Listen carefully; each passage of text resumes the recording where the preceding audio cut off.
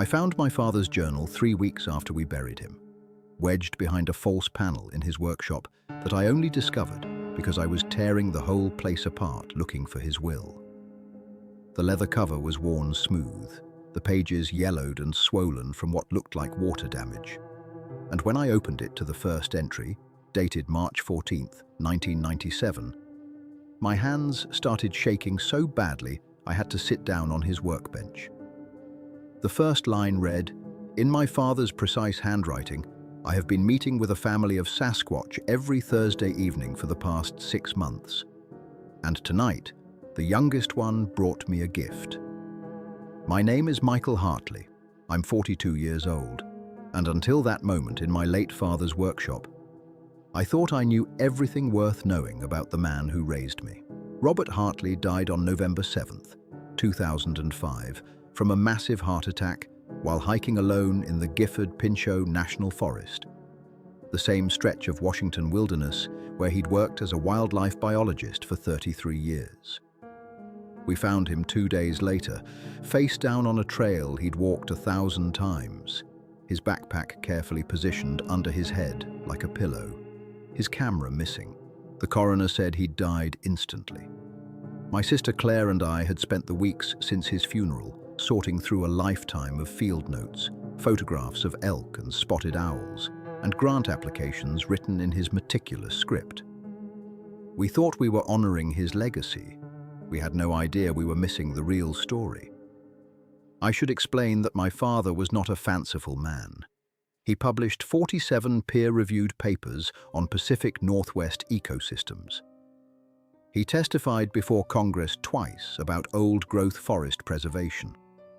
When I was 12, I asked him if he believed in Bigfoot, and he spent 20 minutes explaining the statistical improbability of a breeding population of large primates remaining undetected in modern times, complete with calculations about caloric requirements and territory ranges. He ended the lecture by saying that hope was not a scientific method and wishful thinking had no place in real research. I remember being disappointed. I'd wanted him to believe in something magical.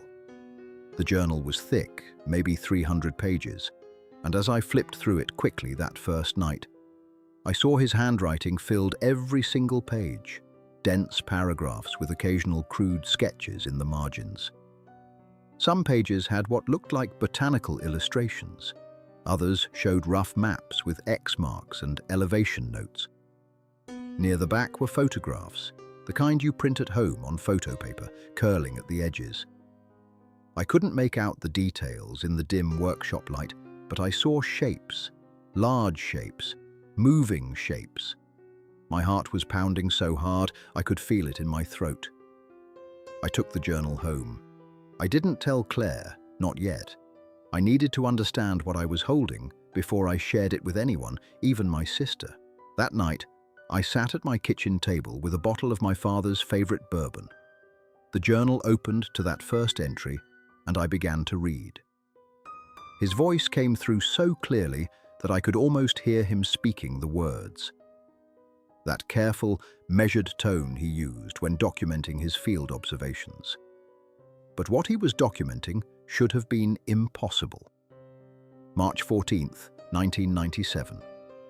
The entry began with a location, trail marker 16, northwest of Sunset Falls, elevation 4,200 feet. He described the weather, clear skies, temperature 48 degrees, wind from the southwest at approximately 5 miles per hour. Classic Dad. Even when documenting the impossible, he noted the meteorological conditions. Then the narrative shifted. I had established my observation blind at 0430 hours, hoping to photograph the Roosevelt elk herd that had been spotted in this drainage. At 0615, I heard movement too heavy for elk, too deliberate for bear. The sound came from upslope, approximately 40 yards from my position. I remained motionless. Standard protocol. What emerged from the tree line was not an elk. My father's description was clinical, almost detached, but I could sense the tremor underneath his professional language. The creature stood approximately 8 feet tall, covered in dark, reddish-brown hair that appeared coarse and thick. The face was less ape-like than commonly depicted in popular media, more human in structure, but with a pronounced brow ridge and a broad, flat nose. The eyes were dark, possibly brown, and demonstrated clear focus and intelligence. The creature moved bipedally with confidence, suggesting familiarity with the terrain. I estimated its weight at 600 to 700 pounds based on the depth of its tracks in the soft soil. He went on for 3 pages describing this first sighting, noting every detail with scientific precision. The creature, he wrote, had been foraging, turning over logs and extracting grubs with surprisingly dexterous fingers. It showed no awareness of his presence for 17 minutes. Then, without apparent cause, it stopped mid-motion and turned its head directly toward his blind. We made eye contact for approximately 8 seconds. I did not move. I did not breathe. The creature tilted its head, an unmistakably curious gesture, then made a low vocalization, something between a hum and a grunt. After another 6 seconds of observation, it turned and walked back into the tree line, moving northwest toward the deeper forest. I remained in position for another 3 hours. It did not return. The entry ended with a note that chilled me. I have not reported this sighting through official channels. I need to verify what I saw before risking my professional credibility. I will return to this location next Thursday at the same time. I refilled my glass and turned the page. The next entry was dated March 21st, 1997, same location. This time, he'd brought better camera equipment and a parabolic microphone. The creature, or what he believed to be the same individual based on size and coloring, had appeared again, this time at 0608 hours.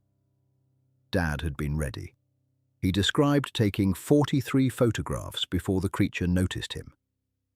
But what happened next departed from standard wildlife observation protocol.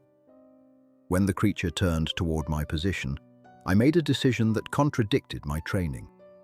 Instead of remaining hidden, I slowly stood and stepped out from behind the blind. The creature froze.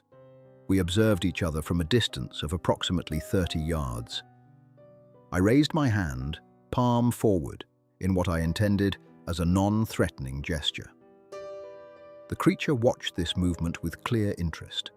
After 18 seconds, it raised its own hand, mimicking my gesture. The palm was dark, hairless, with 5 distinct fingers, showing remarkable similarity to human hand structure. I read this part 3 times. My father, the man who lived by protocols and procedures, had broken every rule of wildlife observation by revealing himself. But it got stranger. I spoke. He wrote this simply, as if it were a normal thing to say to an 8-foot-tall creature that science insisted didn't exist. I said, "I mean you no harm, I'm a researcher." The creature tilted its head again, that same curious gesture from last week. Then it vocalized a series of low tones that had structure, almost like language, not random animal sounds, deliberate communication. The encounter lasted 6 more minutes, according to Dad's notes. Neither moved closer. The creature eventually turned and left, but before disappearing into the trees, it looked back twice. Dad interpreted this as significant. The creature wanted to know if I would follow. I did not. I sensed that would be a violation of trust that was just beginning to form. He returned the next Thursday, and the next. By the 5th week, he documented 17 separate encounters, all following the same pattern. Same location, same time, same creature. On the 6th week, April 25th, 1997, the creature brought a companion. The second individual was smaller, approximately 6.5 feet tall, with lighter brown hair and a more slender build. I initially categorized this as possibly a female of the species, though I have no way to confirm sex without closer examination, which I will not attempt. The larger individual, which I have begun privately referring to as Alpha for documentation purposes, appeared to be introducing the smaller one to me. They stood together at the tree line for 4 minutes before Alpha gestured, an unmistakable come forward motion with its hand, and they both approached to within 15 yards of my position. My father described his heart rate increasing, his palms sweating despite the cool morning temperature. These were details he'd never included in his professional field notes. He was letting his human response show through the scientific observer. I placed my hand on my chest and then extended it toward them, hoping to communicate peaceful intent. Alpha mimicked this gesture, placing its hand on its own chest, then on the smaller individual's shoulder, then extending toward me. I interpreted this as an introduction. This is my companion, and we mean you no harm. By June of 1997, Dad had documented meeting with what he now believed was a family group. Alpha, the large male. Beta, the smaller individual he felt increasingly certain was female. And on June 12th, they brought a juvenile. The young one was my height, maybe 5'9", with lighter, almost auburn hair that stuck up in places like a child's bedhead. It stayed behind the adults initially, peering around Beta's leg with enormous eyes that I can only describe as soulful. When I crouched down to appear less threatening, making myself smaller, the young one's eyes widened with what looked like delight. It made a high-pitched sound, almost like a chirp, and Beta placed a hand on its shoulder in what appeared to be a cautioning gesture. Don't get too excited. The young one bounced slightly on its feet, clearly wanting to come closer, but restrained by parental guidance. I sat down completely, cross-legged on the ground, and waited.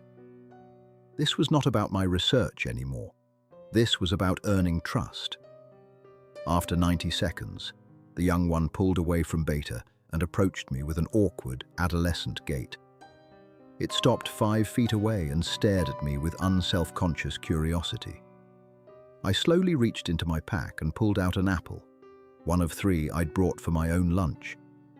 I held it out on my flat palm. The young one looked back at its parents. Alpha made a low, rumbling sound. Permission granted, apparently, because the juvenile stepped forward, carefully took the apple with surprisingly gentle fingers, and brought it to its mouth.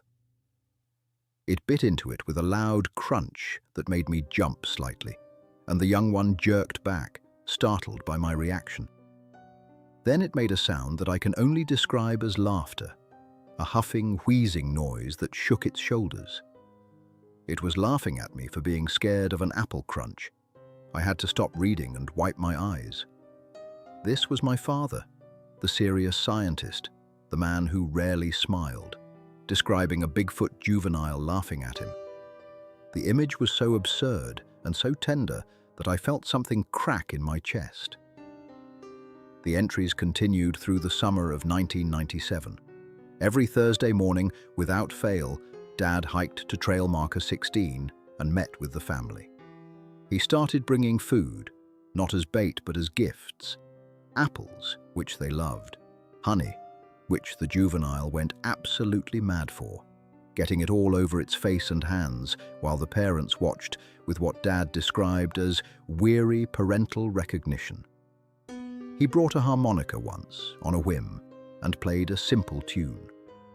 The family sat and listened with complete attention, and when he finished, Alpha reached out and gently touched the instrument, running one thick finger along the holes with surprising delicacy. Dad started learning their communication system. It wasn't language in the human sense, he noted, but it was far more sophisticated than animal calls. They used combinations of tones, gestures, and what he called harmonic layering, where 2 or more of them would vocalize together to create more complex meanings. By August, he could distinguish between their greeting call, their warning call, their let's go call, and their contentment sound, which was a low, resonant hum that he said you could feel in your bones when standing close. On September 4th, 1997, something changed. Dad arrived at the meeting spot to find the family already there, which was unusual. They typically emerged from the forest after he'd been sitting quietly for 10 to 20 minutes. But this time, all three were waiting in the small clearing, and they looked agitated. Alpha was pacing. Beta had her hand on the juvenile's shoulder in a protective stance, and the young one looked scared. I approached slowly, concerned. Alpha stopped pacing and moved toward me with more speed than usual, stopping just 6 feet away. This was the closest we'd ever been. I could smell it, a musky scent like cedar and earth and something wild I couldn't identify. Alpha made a series of urgent vocalizations, gesturing repeatedly to the northeast, up the mountain. Something was wrong up there. Something that involved me or my kind, though I couldn't understand the specifics. Beta joined in, adding her own sounds, and the juvenile made a high, distressed chirp. My father made a decision that would change everything. He said, "Show me." Alpha seemed to understand, or at least understood the intent. The family turned and began moving northeast, and my father followed. This was the first time he'd left the clearing with them, the first time he'd gone deeper into their world. They moved fast, the adults adjusting their pace to accommodate his slower human gait, the juvenile ranging ahead and then doubling back like an excited puppy. They traveled for 47 minutes by Dad's watch, climbing through old-growth forest that got progressively wilder and darker. They emerged into another clearing, and Dad saw what had upset them. A hunting party, 3 men with rifles, sitting around a cold campfire, their truck parked on an old logging road that shouldn't have been accessible, but clearly was. They hadn't seen the Bigfoot family. They were facing the wrong direction, but Dad immediately understood the danger. If these hunters moved another 100 yards northeast, they'd be in what Dad had begun thinking of as the family's primary territory. I stepped out of the tree line before I fully thought through what I was doing. The family melted back into the shadows, silent as smoke. I walked towards the hunters with my hands visible, calling out so I wouldn't startle them. They were locals, it turned out. I recognized one from the hardware store in Carson. I told them I was doing a wildlife survey, and this area was restricted for research purposes. Which was technically true, though I didn't specify what wildlife I was researching. I made up some story about a federal grant and threatened habitat, and suggested they'd be better off hunting the South Ridge. They were annoyed but compliant. They packed up and drove off within 20 minutes.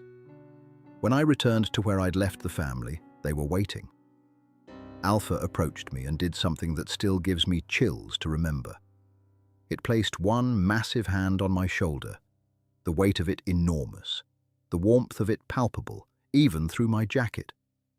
We stood like that for almost a minute. Then it made a sound, a low, resonant tone that I understood without translation. "Thank you. You protected us." That was the moment, Dad wrote, that I stopped being a researcher, documenting an unknown species, and became something else. I became their friend. Perhaps I became family. The entries after that shifted in tone. He was no longer just observing. He was participating in their lives, and they in his. He learned that they had names for each other, or at least individualized sounds they used as identifiers. Alpha's sound was a deep double note. Beta's was higher, with a trill at the end. The juvenile's was a quick 3-tone chirp that changed slightly as it matured. Dad started using their sounds when he greeted them, and they clearly recognized and appreciated this effort. In October of 1997, Beta was pregnant. Dad noticed the changes in her body, the way Alpha and the juvenile became more protective of her, the way she moved more carefully. He brought specialized nutrition, things he knew were important for pregnancy, disguised as treats. Calcium supplements crushed into honey, protein-rich nuts.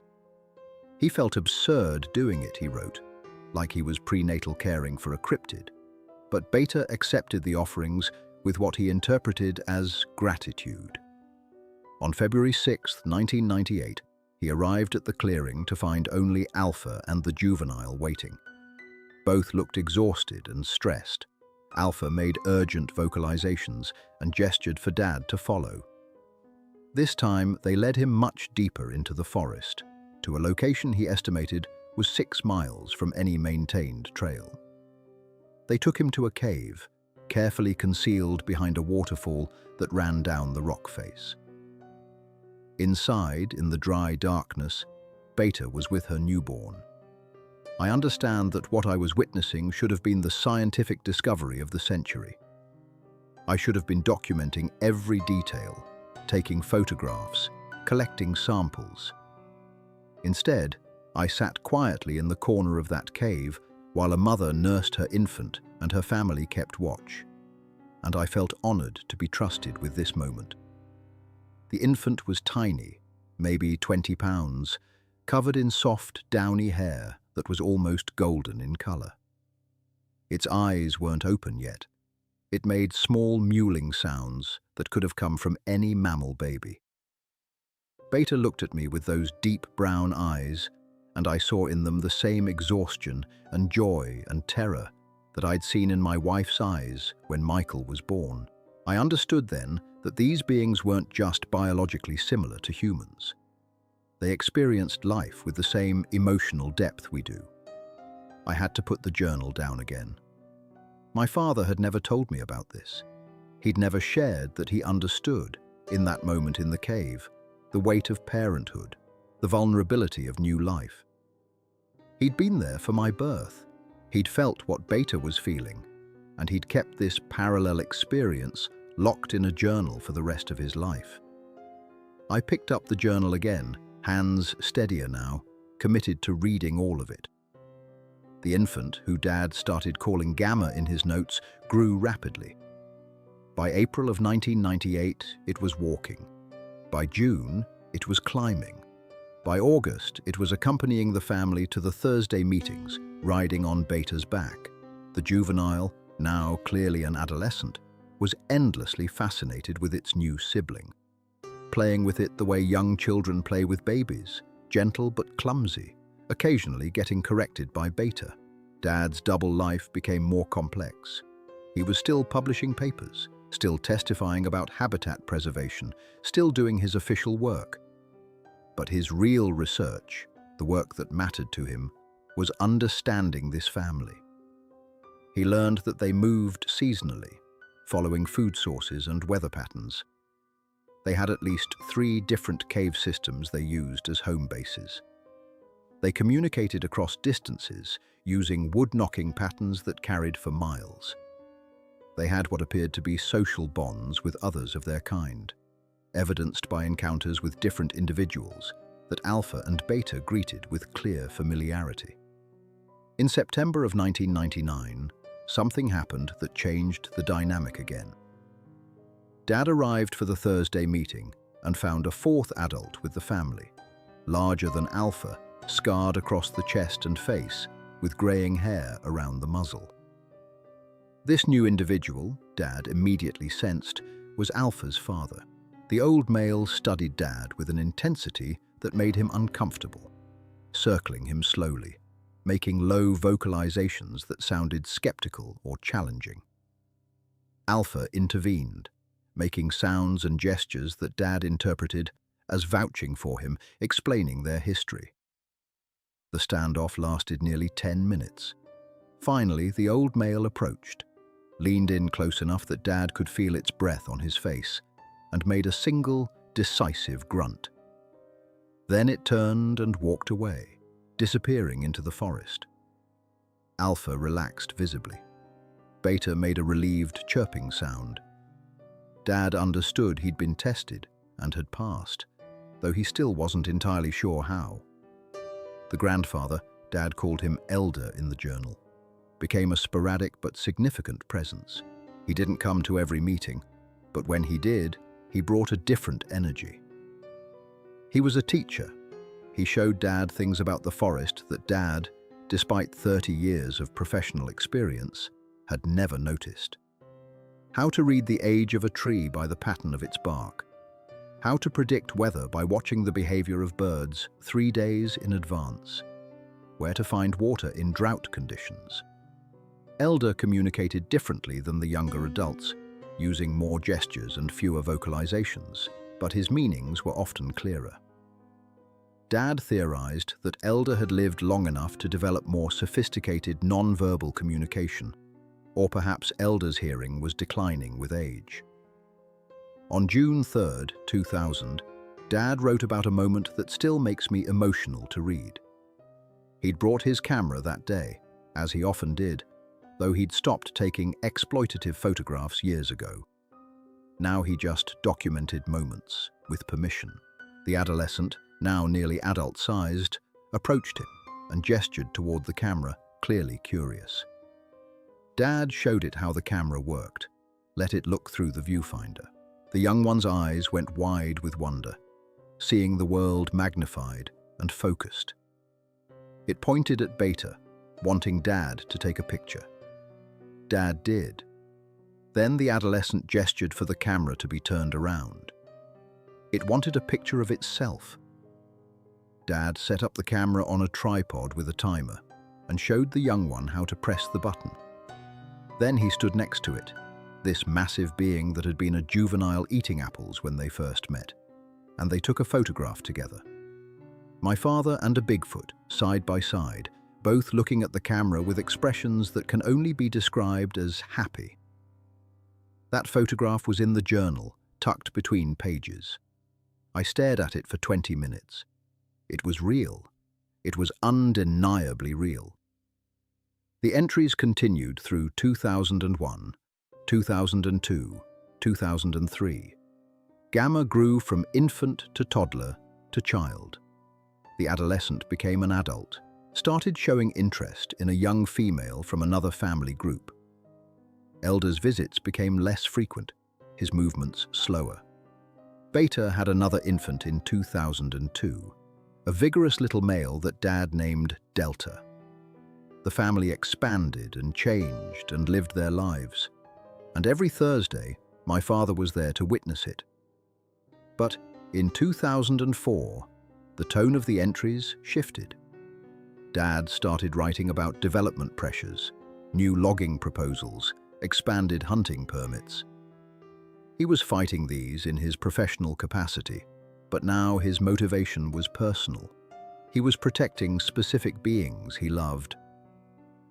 On March 18, 2004, he wrote about a close call. Hikers had come within 50 yards of one of the family's cave systems. Alpha and Beta had been there with the children. Dad had intercepted the hikers, redirected them with a story about a dangerous trail washout. But he was shaken. The world was encroaching. In July of 2004, Elder died. Dad found the family in mourning, a concept he hadn't known they experienced. They were sitting in a circle around Elder's body, which they'd laid on a bed of cedar boughs in a clearing Dad had never seen before. They were vocalizing together, a low, harmonious sound that Dad described as a funeral dirge. He sat with them for 6 hours, honoring Elder's passing. Before they left, Alpha and Beta worked together to cover the body with stones and branches, creating a cairn. They marked the spot by breaking a young tree at a specific height and direction. Dad realized he was witnessing a burial ritual that might have been practiced for thousands of years. The entries in 2005 were fewer and shorter. Dad was having health problems, though he didn't detail them. His handwriting was less steady, but he never missed a Thursday. On October 13, 2005, he wrote what would be his final entry, his last Thursday meeting. "I'm not feeling well. I probably shouldn't have made the hike, but I couldn't miss seeing them. Gamma is teaching Delta to climb properly. showing remarkable patience for a young one. The adolescent, now fully adult, has paired with its mate, and they're expecting. Alpha's muzzle is going grey, just like mine. Beta still makes that chirping sound when she's happy. I brought honey today, and we all sat together eating it like we did in the beginning. The sun was perfect through the trees. Alpha looked at me for a long time, and I had the strangest sense that it knew this was goodbye. When I stood to leave, the whole family walked me to the edge of the clearing. They'd never done that before. Alpha placed both hands on my shoulders, a double grip, serious and solid. Beta touched my cheek with one finger, so gentle. The young ones made their happy sounds. I told them I loved them. I don't know if they understood the words, but I think they knew. The entry ended there. 3 weeks later, he was dead on a trail 6 miles from the Thursday clearing. His camera was never found. I sat in my kitchen staring at that last entry until the sun came up, understanding that my father had lived an entire secret life of wonder and connection and love, and he'd never told anyone. Not me, not Claire, not the scientific community that would have made him famous. He'd kept it private to protect them. But now I had the journal. I had the proof. I had photographs and detailed documentation spanning 8 years. I had a decision to make that he'd never had to face because he'd taken the secret to his grave. What was I supposed to do with this? The scientific value was incalculable. The conservation implications were massive. But the family was still out there, presumably still gathering every Thursday at trail marker 16, maybe still waiting for a man who would never come again. If I published this journal, their lives would change forever. Scientists would flood the area. Media would descend. Their privacy, their safety would evaporate. I thought about my father's choice. He could have been the most famous biologist in history. He chose to be their friend instead. He chose to sit in a cave with a new mother. He chose to take a selfie with an adolescent Bigfoot and keep it in a journal nobody would see. He chose their well-being over his legacy. I closed the journal and sat in the growing dawn light, feeling the weight of what I now knew, understanding that knowing changes you. I couldn't unknow this. I couldn't pretend I'd never read it. And somewhere in the Gifford Pinchot National Forest, there was a family who might still be waiting, might still remember the human who brought them honey and protected them from hunters, and sat with them in their grief. I had to make a choice, but first, I needed to know if they were still there. I needed to know if the family had survived the 19 years since my father's last entry. I needed to know if the Thursday meetings had ended with his death, or if they'd continued without him. And there was only one way to find out. I would have to go to trail marker 16 on a Thursday morning and see if anyone showed up. The thought terrified me. It also felt like the only thing that mattered. I picked up my phone and called in sick to work for Friday. Then I started making a list of what I'd need: a good backpack, hiking boots, apples and honey. My father's journal, because if I was going to do this, I wanted to bring him with me in the only way I still could. And maybe, if I was very lucky and very patient and very respectful, I'd get to meet the family that had made my father's last 8 years so rich with secret joy. I had 4 days until Thursday. 4 days to prepare for something impossible.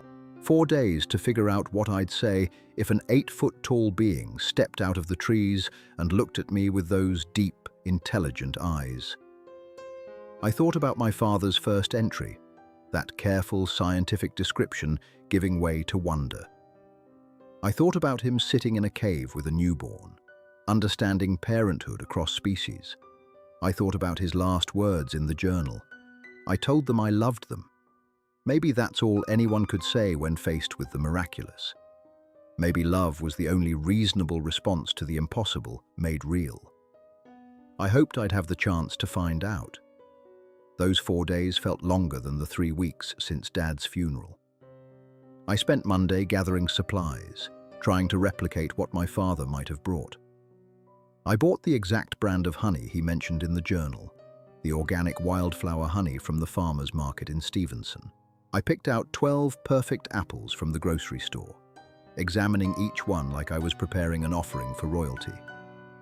I tested my hiking boots on a short trail near my house, breaking them in, making sure I wouldn't get blisters on the 6-mile hike to trail marker 16. On Tuesday, I called Claire. I hadn't planned to tell her, but keeping this secret from my sister felt like a betrayal of something fundamental. She came over that evening, and I showed her the journal. I watched her face as she read the first entry, saw the exact same progression of emotions I'd experienced. Disbelief, confusion, wonder. She read for 3 hours straight, barely speaking, occasionally making small sounds of amazement or touching the photographs with trembling fingers. When she finished, she looked at me with tears streaming down her face and said, "He had this whole other family. He loved them." We talked until 2 in the morning. Claire wanted to come with me on Thursday, but I knew that was wrong. Dad had gone alone every time. He'd built trust slowly, carefully, one person at a time. Showing up with 2 people might frighten them, might break whatever fragile possibility of connection still existed. Claire understood, but I could see how much it hurt her to be excluded from this. I promised I'd tell her everything, show her everything, and if the family was receptive, maybe she could come to a future meeting. Maybe. If there even was a meeting, if they showed up at all. Wednesday, I couldn't eat. I kept reading and rereading Dad's entries, trying to memorize the details. The way Alpha tilted its head when curious, the sound Beta made when she was happy, the way the young ones had bounced with excitement. I studied the photographs until I had them imprinted in my memory. I wanted to recognize them if I saw them. I needed to recognize them. These weren't just unknown creatures anymore. They were individuals with histories and relationships and personalities. They were Dad's friends. I found myself remembering specific moments from my childhood, little things that made sense now. The Thursdays, Dad would come home late, claiming he'd been tracking an elk herd. The way he'd sometimes stare out the window with this distant, peaceful expression, like he was somewhere else entirely. The time I'd asked him, when I was 16, what the best part of his job was, and he'd said, the privilege of being trusted by something wild. I'd thought he meant the Roosevelt elk or the spotted owls.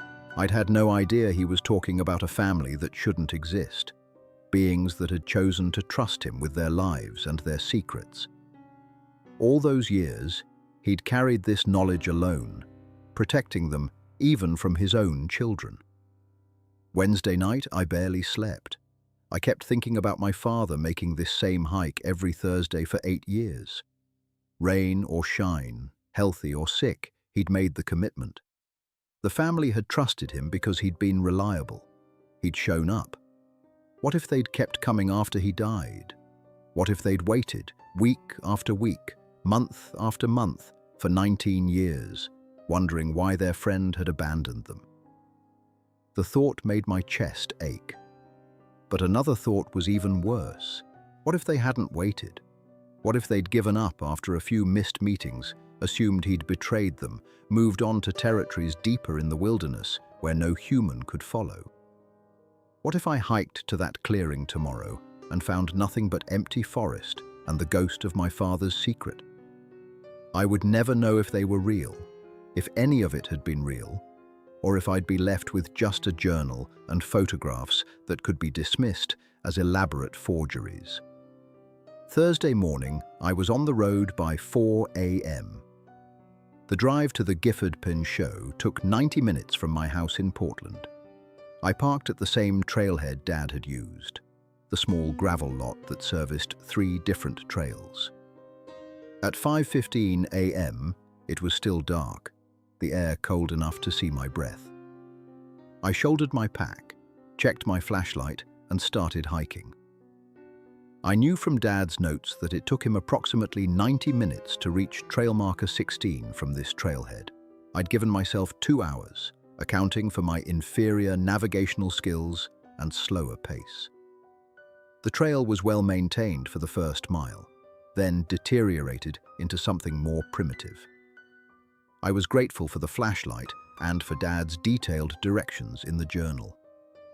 Turn left at the split cedar, follow the creek for 0.3 miles, look for the boulder shaped like a sleeping bear. His descriptions were perfect, clearly written by someone who'd walked this route hundreds of times. At the sleeping bear boulder, I checked my watch. 6:05 a.m., right on schedule. The sun was starting to rise as I climbed the final approach to trail marker 16. The marker itself was just a small metal tag nailed to a Douglas fir, the number barely visible under moss and lichen. But the clearing beyond it was exactly as Dad had described. Maybe 30 feet across, ringed by old-growth trees, with a fallen log on the eastern edge that looked like it had been there for decades. The morning light filtered through the canopy in shafts of gold and green. It was beautiful. It was also completely empty. I stood at the edge of the clearing, suddenly uncertain. What was I supposed to do now? Dad's entries always mentioned establishing his observation, blind and waiting. I didn't have a blind, but I had the fallen log. I walked to it slowly, trying to move the way I imagined Dad had moved, non-threatening and deliberate. I sat down, positioned my backpack beside me, and waited. My watch said 6:23 a.m. In Dad's first encounter, the creature had appeared at 6:15. I'd missed it. Maybe I was too late. Maybe they didn't come anymore. I sat there for 40 minutes, listening to the forest wake up. Birds started calling. Something small rustled in the underbrush. The temperature climbed a few degrees as the sun rose higher. My legs started to cramp. I was just considering standing to stretch when I heard it. A sound too heavy for a deer, too deliberate for a bear. The same description Dad had used in his first entry. It came from upslope, from the northwest, exactly where Dad said Alpha had emerged. My heart started hammering so hard, I thought I might pass out. I stayed perfectly still, remembering Dad's protocol. Don't move, don't make sudden gestures. I fixed my eyes on the tree line where the sound had originated and waited. For 30 seconds, nothing happened. Then the branches moved, and Alpha stepped into the clearing. I knew it was Alpha immediately. The reddish-brown hair, now heavily streaked with grey, the broad shoulders, the deliberate, confident movement. But what struck me most was the face. Dad's photographs hadn't captured the intelligence in those eyes, the depth of awareness and emotion visible in the features. Alpha was old now. The grey not just in its hair, but in the posture. A slight stoop that spoke of age and weight of years. It walked to the center of the clearing and stopped, looking directly at the spot where I sat on the log. We stared at each other for what felt like an eternity, but was probably only 15 seconds. Then Alpha tilted its head in that curious gesture Dad had described and made a sound. A low, questioning vocalization that rose at the end. It sounded like a question. Where is he? Where is the one who used to come? My throat was so tight I could barely breathe, let alone speak. But I had to try. I stood up slowly, keeping my hands visible, and spoke the words I'd rehearsed 1,000 times in my head. He's gone. Robert Hartley was my father. He died 19 years ago. I'm so sorry. Alpha stared at me.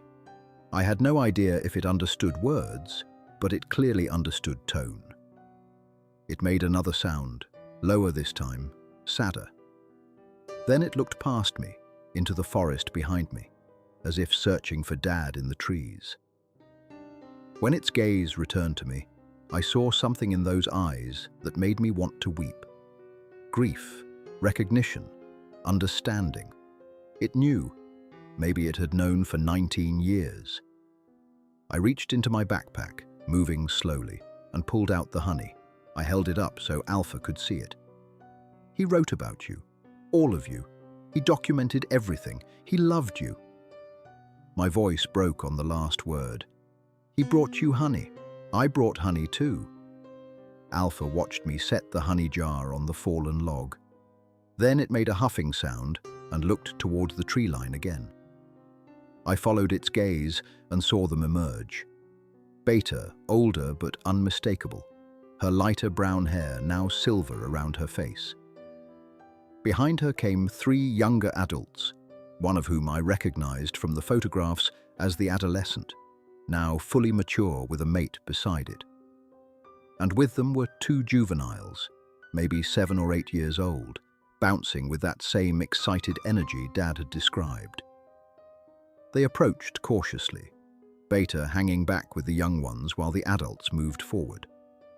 Alpha made a series of vocalizations, and I had the distinct impression it was explaining who I was. The son, the offspring of the friend. The adults studied me with careful attention. Beta tilted her head exactly like Alpha had, that mirror image gesture of curiosity. I sat back down on the log, making myself smaller, less threatening. I opened the honey jar and set it in front of me, then pulled out the apples. I arranged them on the log like an offering, 6 apples in a row, the honey beside them. Then I did something that felt insane but also necessary. I pulled out Dad's journal and held it up. This is his book, his words.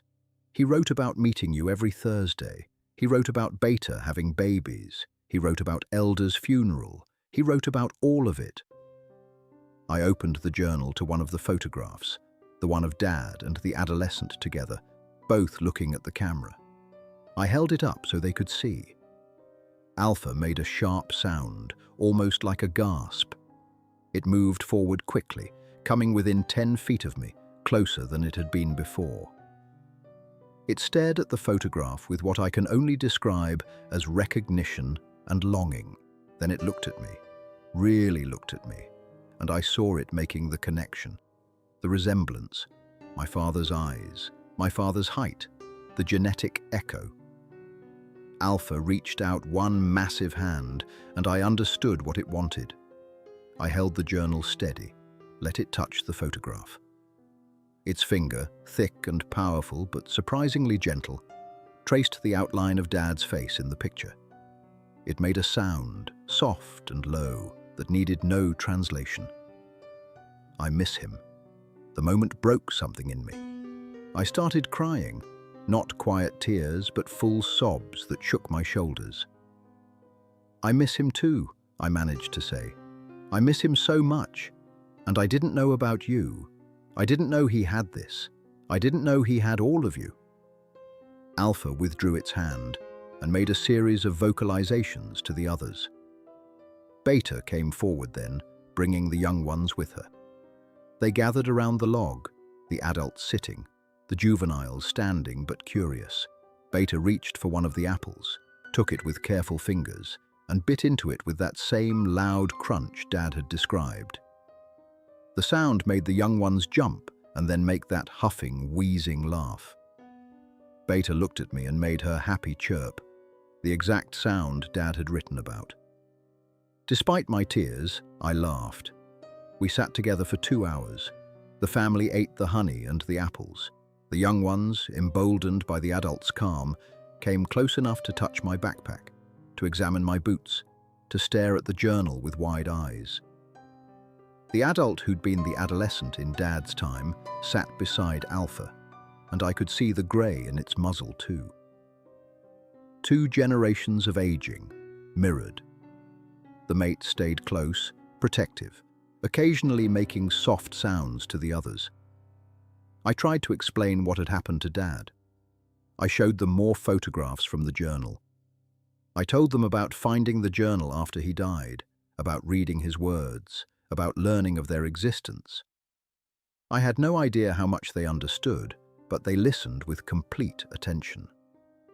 When I told them that Dad's last entry had been about them, that his last Thursday meeting had been filled with joy and honey and love, Alpha made that low, resonant hum that Dad had described as their contentment sound.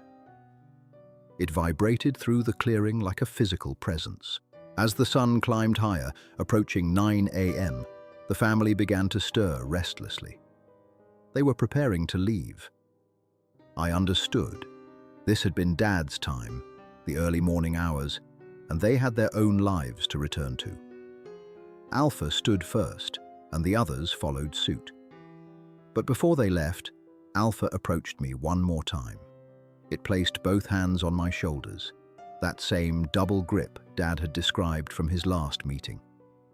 The weight was enormous. The warmth was real. The gesture was unmistakable. "You are welcome here. You are trusted." Beta came forward and touched my cheek, exactly as she'd done to Dad in his final entry. The young ones chirped and bounced. The adults made their sounds of farewell. Then, as a group, they turned and walked to the edge of the clearing. Alpha looked back once, made a single, rising vocalization, and led the family into the forest. They disappeared within seconds, silent as smoke, leaving me alone in the clearing with half a jar of honey and 6 uneaten apples. I sat there for another hour, processing what had just happened. They'd remembered my father. They'd grieved his absence. They'd accepted me, his son, in his place. And they'd shared their mourning with me, given me the gift of their presence and their trust. I understood now why Dad had kept this secret. It wasn't about protecting his discovery. It was about protecting them. These beings who lived with such emotional depth and vulnerability, who formed bonds across species, who mourned their dead and laughed at apple crunches and hummed with contentment when they were happy. I hiked back to my car in a daze. I drove home in silence, unable to turn on the radio, unable to tolerate any sound that would intrude on the perfect clarity of what I'd experienced. When I got home, Claire was waiting on my porch. She took one look at my face and said, "They were there." I nodded. We went inside, and I told her everything, every detail, every sound, every gesture.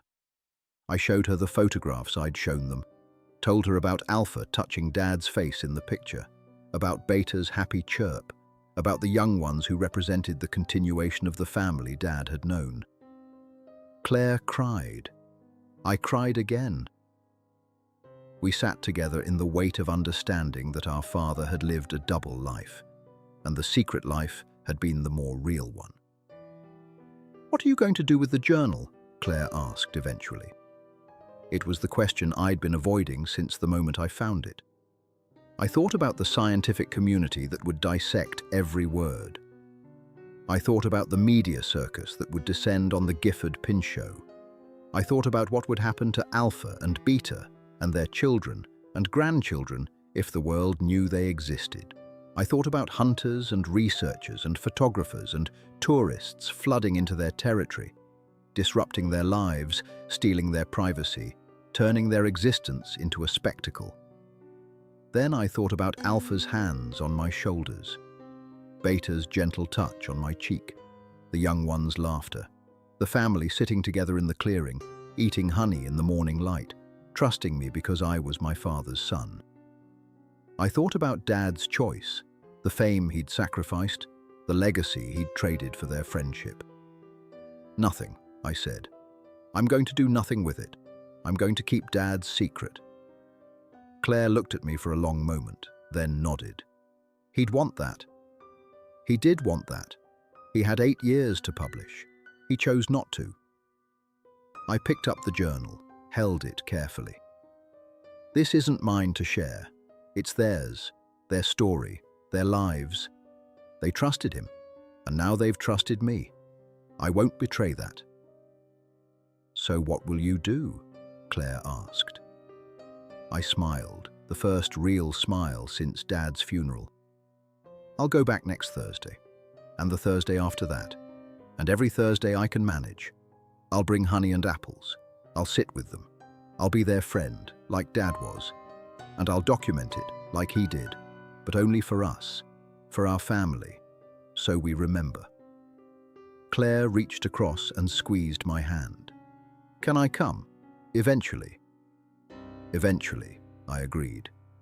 When they're ready, when I've built enough trust, we'll ask Alpha. The next Thursday, I went back. The family was waiting. This time, they were less cautious. The young ones approached immediately, wanting to examine my backpack again, fascinated by my water bottle and the crackling of my windbreaker. Alpha and Beta sat with me, and I tried to learn their vocalizations, the different tones and patterns that meant greeting and question and contentment. I was terrible at it. My attempts to mimic their sounds made the young ones laugh themselves into wheezing fits, which made the adults make that huffing sound that seemed to be their version of laughter too. Over the following months, I learned more about them than Dad had documented. I learned that the family traveled in a circuit, returning to this clearing every 4th week, which explained why Dad's weekly meetings had worked. They'd adapted their schedule to match his. I learned that they had other meeting spots with other family groups, a wider social network than Dad had realized. I learned that they could recognize individual humans by scent, even before seeing them. Beta had known I was Robert's son before I'd spoken a word, the genetic similarity in our scent unmistakable to her. There was a close call in April, 3 months into our meetings. I arrived at the clearing to find the family agitated, the adults pacing and making urgent vocalizations I'd never heard before. The young ones were being held back, clearly wanting to run but restrained by Beta. Alpha approached me with uncharacteristic speed, making a series of sharp, staccato sounds that felt like a warning. I froze, uncertain what I'd done wrong, heart pounding with the fear that I'd somehow violated their trust. Then I heard it. Voices, human voices, distant but approaching, maybe a quarter mile away through the trees. Hikers, at least 3 of them, their laughter carrying through the morning air. They were off-trail, wandering, coming directly toward us. Alpha made a low, rumbling sound and gestured urgently toward the forest, the meaning clear. Hide! Now! The family melted into the shadows in seconds, but Alpha stayed, watching me, waiting to see what I would do. I grabbed my backpack and ran toward the voices, making noise deliberately, calling out a hello before I even saw them. 3 college-aged kids, probably from Portland, exploring off the beaten path. I intercepted them 50 yards from the clearing, told them this was restricted research area, Federal Wildlife Survey, dangerous terrain ahead, with unstable ground from winter erosion. I made my voice authoritative, bureaucratic, boring. They were disappointed but compliant, turning back the way they'd come. I waited until their voices faded completely before returning to the clearing. The family was waiting. Alpha stepped out first, approached me, and did something it had never done before. It placed one hand on my chest, directly over my heart, and held it there for a long moment. The weight was significant, the warmth palpable even through my jacket. Then it made a sound, a deep, resonant tone that I felt as much as heard. I understood without words. You protected us, like he did. You are truly his son. Beta emerged next and touched my shoulder, adding her own vocalization of what I interpreted as gratitude or approval. The young ones bounded out, their earlier fear forgotten, excited to continue the interrupted meeting. That was the day I stopped being a visitor they tolerated and became someone they trusted completely. That was the day I earned my place in their circle, not through inheritance, but through choice. In June, 6 months after that first meeting, I brought Claire. I'd prepared the family for weeks, showing them photographs of her, making her scent familiar by bringing items she'd worn. When she stepped into the clearing beside me, Alpha stood but didn't approach. It studied her for a full minute, then looked at me. I made the sounds I'd learned for family and good and trust. Alpha made a deep, considering hum, then extended one hand toward Claire in welcome. My sister sat on the fallen log and cried happy tears while Beta's grandchildren brought her apples from my backpack and dropped them in her lap like offerings. The young ones had no fear of her at all. She was family by association, trusted because I trusted her, accepted because our scent marked us as siblings. We found Dad's camera in August. One of the young ones brought it to me, proud of this strange object they'd been playing with. It was battered, the lens cracked, but the memory card was still inside, protected by waterproof casing. When I got home and loaded the images onto my computer, I understood what had happened. Dad's last hike, the one that killed him, he'd been going to the clearing. The camera had 93 photographs on it from that morning. Pictures of the trail, pictures of the sunrise, and then the last 12 images, all taken in the clearing, all focused on the family. The final photograph was a selfie, like the one he'd taken years before with the adolescent. But this time, it was Dad with the entire family grouped around him. Alpha and Beta on either side, their adult children behind them, the grandchildren in front. All of them looking at the camera. All of them together. Dad's face in the center of the frame, smiling wider than I'd ever seen him smile in any other photograph from his entire life. That picture was taken at 7:42 a.m., according to the timestamp. The coroner estimated he'd died around 9 a.m., roughly 90 minutes later, on a trail 6 miles away. I understood then. He'd had his goodbye with them. He'd taken the family portrait he'd probably been wanting for years. Then he'd left the clearing, headed back toward the trailhead, and his heart had given out on the way. He'd died knowing they were safe, knowing they'd trusted him enough for that final photograph, knowing he'd protected them to the very end. The camera had fallen from his hands or his pack. One of the family members had found it later, kept it, the way they'd probably kept other small objects Dad had left behind over the years. And now, 19 years later, they'd returned it to his son. I had that photograph printed and framed. It hangs in my study, visible only to Claire and me and the very few people we trust completely. Most people who see it assume it's a clever fake, some Photoshop joke. We let them think that. The truth is too precious to share with anyone who wouldn't understand. I've been meeting the family for 3 years now. Every fourth Thursday, weather permitting, I hike to trail marker 16. Sometimes Claire comes with me. Sometimes I go alone. We bring honey and apples, and occasionally other treats we've learned they enjoy. Berries in season, nuts in winter. Once, on a whim, I brought a harmonica, remembering Dad's entry about playing music for them. I played badly, but they listened with that same complete attention Dad had described. When I finished, the youngest juvenile reached for the harmonica, and I let it try. The sounds it made were off-key and random, but it was so delighted with the noise that everyone laughed, human and Sasquatch together. In those 3 years, I've learned things Dad never got to discover.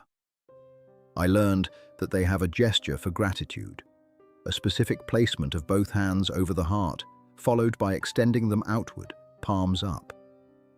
I learned that when they're deeply content, the whole family will hum together, creating harmonies that resonate through your chest and make the air feel thick with peace. I learned that the young ones play a game that's remarkably similar to hide and seek, taking turns hiding behind trees, while the others count using a specific pattern of wood knocks. I learned that they mourn not just death, but also separation. That when one of the adult children left to join another family group, Alpha and Beta sat together, making a low, mournful sound for nearly an hour. Last autumn, something happened that I'll never forget. One of the juveniles, the smallest one, brought me a gift. It was a smooth river stone, perfectly round, with a vein of white quartz running through the center like a stripe. The young one placed it carefully in my palm, then stepped back and made a soft, questioning sound. I looked at Alpha, uncertain how to respond. Alpha made an encouraging hum. This was important. This was the young one offering friendship in the way Dad had described them doing with each other. The exchange of small, beautiful objects as tokens of connection. I had nothing prepared, no gift to offer in return. Then I remembered the small flashlight on my keychain, a tiny LED light that my daughter had given me years ago. I pulled it off, turned it on so the young one could see the beam of light, then turned it off and held it out on my palm, mirroring the gesture the juvenile had used. The young one's eyes went wide. It carefully picked up the flashlight, examined it with those surprisingly dexterous fingers, then accidentally pressed the button. The beam of light shot out, and the juvenile made a sound of pure astonishment and delight. It clicked the light on and off, watching the beam appear and disappear with the wonder of a child discovering magic. Alpha and Beta watched this exchange with what I can only describe as parental approval. The young one tucked the flashlight carefully into a fold of bark it was carrying, the way a human child might pocket a treasure. Then it came to me, placed both hands over its heart in that gratitude gesture I'd learned, and made a soft, musical sound that needed no translation. "Thank you. We are friends now." I made the gesture back, and the young one's whole face seemed to light up with joy. Alpha is very old now. It moves slower, sits more often, lets the younger adults do the heavier work of foraging and family protection. But it still comes to the Thursday meetings, still places its hands on my shoulders in greeting, still hums that contentment sound when we sit together in the morning light. Beta's health is better, but her muzzle is nearly white now. Their grandchildren have grandchildren of their own. The family has grown to 11 members that I've met, with hints of others in the wider network. I've continued Dad's journal, filling new notebooks with my own observations and experiences. I write the same way he did, detailed and scientific, but unable to hide the wonder and love underneath the professional language. I document the family's growth and changes. I note their behaviors and vocalizations. I take photographs, careful never to share them, storing them in encrypted files that only Claire can access if something happens to me. Sometimes, sitting in that clearing with the family around me, I talk to Dad. I tell him that I understand now. I understand why he kept the secret. I understand why he chose this over fame. I understand that some things are too sacred to share with a world that wouldn't treat them with the reverence they deserve. I tell him that I'm continuing his work, honoring his choice, protecting his friends. I tell him that they remember him, that Alpha still sometimes looks towards the tree line as if expecting to see him emerge one more time. I like to think he can hear me. I like to think he knows that his legacy wasn't the 47 published papers, or the congressional testimony, or the preserved forests, as important as those were. His real legacy was teaching his son that love transcends species, that trust is more valuable than fame, and that some secrets are kept not out of cowardice, but out of profound respect for the beings we're privileged to know. The journal I found in Dad's workshop changed my life. It gave me a family I never knew existed. It gave me a purpose I never knew I needed. It gave me Thursday mornings in a forest clearing, sitting with beings that science says shouldn't exist, sharing honey and apples and laughter and trust. It gave me my father back, in a way, showing me the fullness of who he was, the depth of his capacity for wonder and love. Claire and I have made a pact. When we die, the journals will be destroyed. No one will ever find them the way I found Dad's. The family's secret will die with us. as it should. They deserve to live their lives in peace, to raise their children and grandchildren without the intrusion of a world that would see them as specimens rather than souls. They deserve the dignity of privacy, the freedom to exist without being documented and studied and exploited. But until that day, we'll keep showing up. Every fourth Thursday, we'll hike to trail marker 16. We'll bring our offerings of honey and apples. We'll sit on the fallen log and wait for the sound of something too heavy for a deer, too deliberate for a bear. We'll watch the tree line until Alpha emerges, older and slower, but still strong, still dignified, still leading its family with gentle authority. We'll receive their greeting with gratitude and return it with love. And for a few hours, in a clearing that appears on no map, marked by a number that means nothing to anyone else, we'll be part of something miraculous. My father died in 2005. But he didn't leave me with grief alone. He left me with wonder. He left me with family. He left me with Thursday mornings and the sound of contentment humming through an ancient forest. He left me with the knowledge that the impossible is real, that magic exists if you're patient enough to earn its trust, and that the greatest discoveries are sometimes the ones we choose to keep secret. I found my father's journal 3 weeks after we buried him, and it gave me back a father I never fully knew. But more than that, it gave me a family that spans species, a legacy that honors love over ambition, and Thursday mornings filled with honey and apples and the gentle touch of beings who choose to trust us with their existence. That's worth more than any fame, any publication, any recognition the world could offer. That's worth everything. Alpha placed its hands on my shoulders this morning, and I felt the weight of 19 years of trust, 8 years of my father's friendship before that, and the promise of as many years as I have left to honor this bond. I placed my hands on Alpha's arms and made the sound I've learned for gratitude and love and family. Alpha hummed, that deep, resonant sound that fills the whole clearing. The young ones laughed at something only they understood.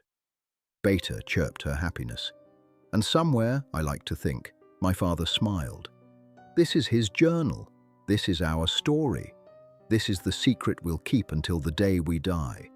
And it's the best inheritance I could have ever received.